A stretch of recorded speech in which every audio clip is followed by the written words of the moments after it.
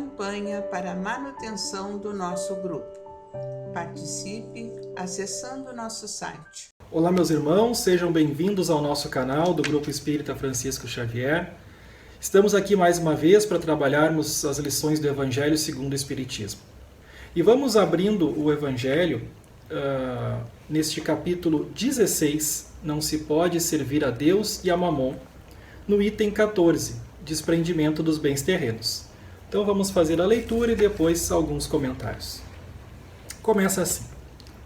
Venho, meus irmãos, meus amigos, trazer o meu óbolo para vos ajudar a marchar corajosamente no caminho do aprimoramento em que entrastes. Nós nos devemos uns aos outros.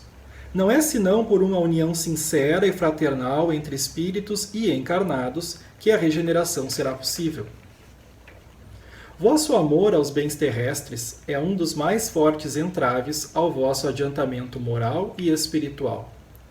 Por esse apego à posse, suprimis as vossas faculdades afetivas, em as transportando todas sobre as coisas materiais. Sede sinceros. A fortuna dá uma felicidade sem mácula? Quando vossos cofres estão cheios, não há sempre um vazio no coração? No fundo desse cesto de flores, não há sempre um réptil escondido? Compreendo que o homem, que por um trabalho assíduo e honrado ganhou a fortuna, experimente uma satisfação, de resto, bem justa. Mas, dessa satisfação muito natural e que Deus aprova, há um apego que absorve todos os outros sentimentos e paralisa os impulsos do coração, à distância. Tanta distância quanto da avareza sórdida à prodigalidade exagerada. Dois vícios entre os quais Deus colocou a caridade, santa e salutar virtude, que ensina ao rico a dar sem ostentação, para que o pobre receba sem baixeza. Que a fortuna venha de vossa família, ou que ganhastes pelo vosso trabalho, há uma coisa que não deveis jamais esquecer. É que tudo vem de Deus e retorna a Deus. Nada vos pertence sobre a terra, nem mesmo o vosso pobre corpo. A morte dele vos despoja como de todos os bens materiais. Sois depositários e não proprietários. Disso não vos enganeis. Deus vos emprestou, deveis restituir. E ele vos empresta com a condição de que o supérfluo, pelo menos, reverta para aqueles que não têm o necessário. Um dos vossos amigos vos empresta uma soma. Por pouco que sejais honesto, tereis o escrúpulo de pagá-la e lhe ficareis agradecido. Pois bem, eis a posição de todo homem rico. Deus é o amigo celeste que lhe emprestou a riqueza. Não pede para ele senão o amor e o reconhecimento, mas exige que, a seu turno, o rico dê também aos pobres, que são seus filhos tanto quanto ele. O bem que Deus vos confiou excita em vossos corações uma ardente e louca cobiça. Haveis refletido quando vos apegais imoderadamente a uma fortuna perecível e passageira como vós, que um dia virá em que devereis prestar contas ao Senhor do que vem dele? Esqueceis que pela riqueza está revestido do caráter sagrado de ministros da caridade na terra, para dela serdes os dispensadores inteligentes? Que sois, pois, quando usais em vosso único proveito daquilo que vos foi confiado, se não depositários infiéis? Que resulta desse esquecimento voluntário de vossos deveres? A morte inflexível a morte inexorável vem rasgar o véu sob o qual vos escondíeis e vos força a prestar contas ao amigo que vos ajudara, e que nesse momento se reveste para vós com a toga de um juiz. É em vão que na terra procurais vos iludir, colorindo com o nome de virtude o que frequentemente não é senão egoísmo. Que chamais economia e previdência o que não é senão cupidez e avareza, ou generosidade o que não é senão prodigalidade em vosso proveito. Um pai de família, por exemplo, se absterá de fazer a caridade, economizará, amontoará ouro sobre ouro, e isso, diz ele, para deixar aos seus filhos o máximo de bens possíveis e lhe evitar cair na miséria. É muito justo e paternal, convenho, e não se pode censurá-lo por isso. Mas aí está sempre o único móvel que o guia? Não é frequentemente um compromisso com a sua consciência para justificar aos seus próprios olhos e aos olhos do mundo o seu apego pessoal aos bens terrestres? Entretanto, admito que o amor paternal seja seu único móvel. É um motivo para esquecer seus irmãos diante de Deus? Que ele mesmo já tem o supérfluo, deixará seus filhos na miséria porque terão um pouco menos desse supérfluo? Não é lhes dar uma lição de egoísmo, endurecer os seus corações? Não é sufocar neles o amor ao próximo? Pais e mães, estáis em grande erro, se credes com isso aumentar a afeição dos vossos filhos por vós.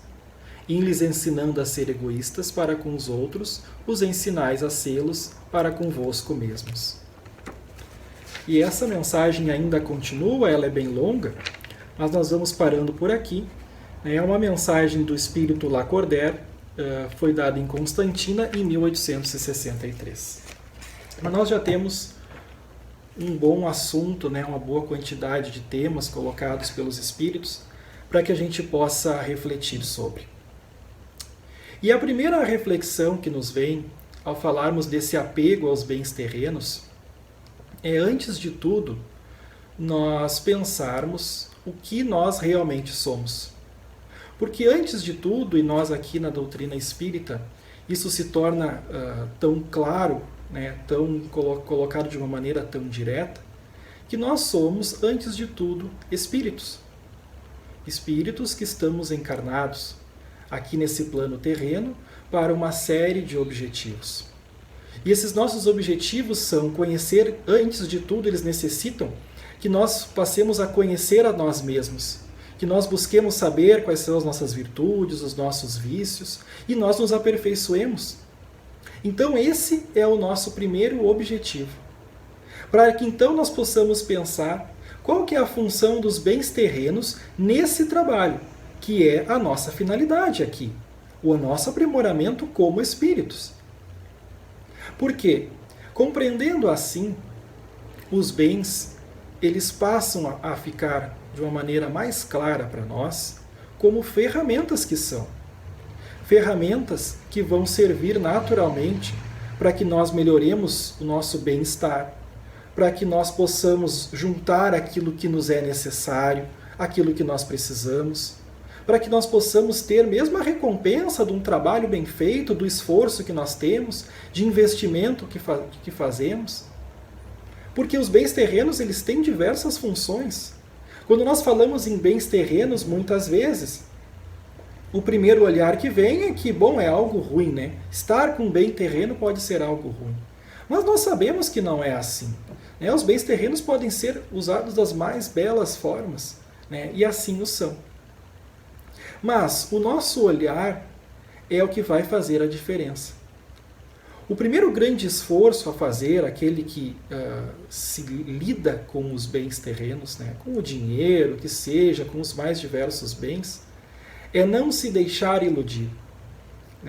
É ter o olhar espiritual sobre esses bens, o que é muito difícil. Porque os nossos olhos, eles são da matéria. Se nós não fizermos esforço algum, nós nos deixarmos levar. É o brilho do ouro, como simbolicamente se falava, que vai brilhar mais alto aos nossos olhos.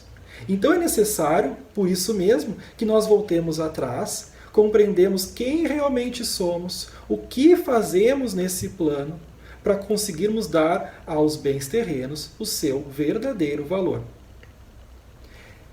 Confundir a ferramenta com o trabalho é uma das grandes dificuldades quando nós estamos falando em como lidar com esses bens materiais que estão ao nosso dispor. Que é o que acontece, na maioria das vezes, que é o que acontece muito ainda nesse mundo que nós estamos. Mas confundir a ferramenta com o trabalho, para isso nós podemos pensar assim: Deus nos dá uma enxada, para que nós possamos desenvolver o nosso trabalho nesse campo, nesse simbólico campo. E quando Deus nos dá uma enxada, nós passamos a olhar aquela enxada. E muitos vão dizer, eu quero deixar ela mais bonita, eu quero ter outra, porque pode me faltar um dia essa pode falhar, eu preciso ter outra para poder melhorar. Eu quero uma enxada que ela fique melhor, porque ela fique mais confortável, para que ela fique mais com a minha personalidade. E nada de errado há nisso. Essa é a busca pela melhoria dos bens que estão ao nosso dispor. Desde que eu não esqueça que aquela enxada tem uma finalidade, que não é ela por si mesma. O que ocorre muitas vezes é que nós olhamos aquela enxada, olhamos a ferramenta que nos é colocada ao nosso dispor, passamos a querer que ela fique bonita, passamos a querer ter outra e outra, passamos a querer juntar e juntar ferramentas e parar por aí. E é o que acontece tantas e tantas vezes nesse mundo ainda cheio de dificuldades. Que as pessoas param olhando as ferramentas e começam a achar que a finalidade da vida é ficar ajuntando mais e mais esses bens. Mas de outra forma, também é possível olhar para aqueles que não têm. Porque quando nós falamos de bens terrenos, nós estamos falando somente daqueles que têm fortunas, daqueles que são ricos dos bens terrenos. Mas daqueles que não têm da mesma forma, que muitas vezes estão tão fixados quanto aqueles que têm. Porque ao pobre, ou àquele que tem pouco, simbolicamente nessa nossa metáfora, ele também recebe uma enxada. Porque se há um trabalho a fazer, Deus nos dá a ferramenta necessária para o nosso trabalho. Se nós vamos melhorá-la ou não, se nós vamos conseguir, é outra coisa.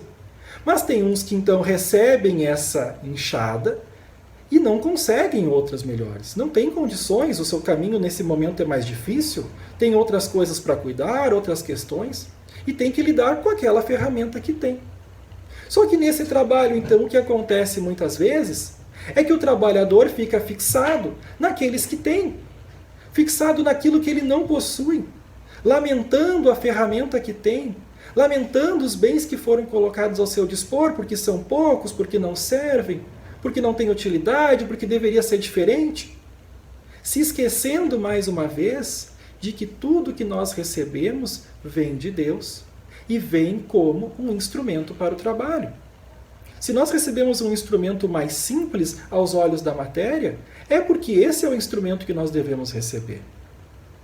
Naturalmente, que como espíritos em evolução que somos, com a essência de buscar sermos melhores, nós sempre devemos olhar para nós e ver, será que eu não consigo melhorar? Por que eu não tenho? O que está acontecendo? Será que não são falhas minhas? Será que eu não estou sabendo lidar também da melhor forma com aquilo que me é colocado ao meu dispor? Naturalmente, nós não devemos também ficar estagnados, mas buscar a evolução, não contentar-se, não é revoltar-se. É dar valor àquilo que nós temos, ao mesmo tempo em que buscamos aperfeiçoar o nosso caminho, desde que os nossos propósitos sejam justos. A nossa vontade de melhorar, o nosso dia a dia, o dia a dia daqueles que estão sob o nosso cuidado, isso é muito justo, é muito bonito. É o exercício da nossa reforma íntima que vai fazer isso. O nosso aperfeiçoamento pessoal, que sempre busca estar melhor. É uma das grandes finalidades também dos bens terrenos. Mas, de outra forma, ainda temos aqueles que, pensando compreender já muito bem o verdadeiro valor da espiritualidade e colocando assim frente aos bens da terra, passam a ser o que se chama, obter o que se chama de prodigalidade excessiva. Aquele que não dá bola para o dinheiro, aquele que ignora completamente os bens materiais porque entende que aquilo não tem valor, porque o que importa é a espiritualidade, então tudo que é bem terreno deve ser desconsiderado, é até feio ter bens. Só que a essa característica, a essa ação, os espíritos também nos colocam que ela também é uma dificuldade. Por quê? Mais uma vez, se nós vamos compreender que esses bens, eles não são bons ou maus em si, eles são todos colocados ao nosso dispor para que nós usemos bem. Nós temos nossa inteligência, nós temos as nossas virtudes, e nós temos aqui diversas possibilidades de ação. Esse é o mundo material em que nós estamos, que nos dá infinitas possibilidades de agir. Ignorar esses bens Desmerecê-los é desmerecer oportunidades divinas para o trabalho. Então, sim, se nós temos pequenas quantidades de dinheiro, pequenos bens que temos, valorizemos. Que nós não queiramos para nós, perfeito. Vamos ver o que podemos fazer, vamos usar o que está ao nosso dispor para repassar, para levar adiante àqueles que precisam mais. Desfazer das coisas, desmerecê-la, porque elas são terrenas, também não é uma atitude de valorização daquilo que Deus nos oferece. Lembrando sempre que quando temos qualquer coisa, e aí como nos coloca a lição, nós passamos a ser ministros da caridade, que coisa bonita. Porque sempre que temos algo ao nosso dispor, que temos uma ferramenta ao nosso dispor, nós temos a oportunidade também de trabalhar para Deus. Então, olhando sob esse prisma, as coisas passam a ter um outro valor. É o valor que daqui a pouco poderá ser usado, muitas vezes é o que ocorre, de repassar diretamente ao outro. De fazer um investimento numa obra, mas às vezes é de investir em si mesmo, para que nós nos tornemos melhores trabalhadores e possamos aí sim levar adiante o nosso trabalho, a melhoria da vida do outro, a melhoria da vida no mundo. São infinitas as possibilidades. Mas dessas infinitas possibilidades, também há que se analisar o que é mais importante, que é a diferença entre a ação externa da caridade e os verdadeiros sentimentos que nós temos, as nossas reais intenções. Porque lembremos, meus irmãos, o que Deus olha não é as nossas ações externas frias e vazias, mas aquilo que vem dos nossos corações. Quando Jesus veio, ele disse que veio instalar o reino de Deus. E as pessoas se perguntavam onde ficava esse reino, pensavam que haveria um rei, um exército. E aos poucos ele foi explicando que o reino de Deus se faz dentro do coração dos homens, não nas ações externas frias e vazias.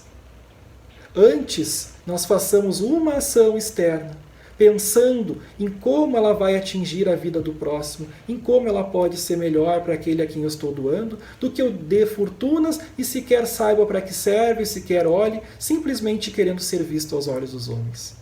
Tudo deve ser visto sobre a verdadeira finalidade a que está servindo, que é a finalidade da evolução do ser, que é a melhoria dos nossos sentimentos, que é que tenhamos um coração mais puro. E para isso, nós devemos nos ligar à essência daquilo que vem de Deus. Que o dinheiro, que os bens materiais, eles nunca sirvam para finalidades diversas daquelas a que deveriam estar a serviço. Porque muitas vezes as nossas dores, as nossas dificuldades, nós nos confundimos. Porque o que nós estamos realmente a fazer aqui é nos aperfeiçoar. Para isso nós precisamos conhecer quais são as virtudes que nós temos, os valores que nós temos, investir neles. Mas olhar também as nossas dores a fundo, saber o que nos é difícil, o que nos é sofrido. Para que nós, nos conhecendo bem, não busquemos os bens terrenos a suprir essas dores, a ser remédios temporários e falsos para as dores que temos na alma, mas que busquemos o trabalho de aperfeiçoamento do espírito, porque esse trabalho vai nos tornar seres integrais verdadeiramente. E nós aos poucos vamos precisando menos. Vamos ter esses bens dando o valor que eles merecem, mas fazendo com que eles sigam o seu caminho de amor, sigam a sua utilidade divina. E para isso, meus irmãos, quando a dificuldade vem no nosso trabalho pessoal, que às vezes é muito complicado, nós busquemos a coragem para trabalhar naquilo que é essencial em nós, buscando na fé, buscando no estudo, buscando na leitura elevada, que vai nos dar a força que precisamos, para que aí sim nós possamos tomar as melhores atitudes e naturalmente vamos sentindo como agir melhor em relação a esses instrumentos divinos, que são todos os bens que são colocados ao nosso dispor. Que para esse caminho e que para todo o nosso trabalho, Deus, o amor e o Espírito do Evangelho de Jesus seja o guia nos nossos passos. Que todos possam ficar em paz. Campanha para a manutenção do nosso grupo. Participe acessando nosso site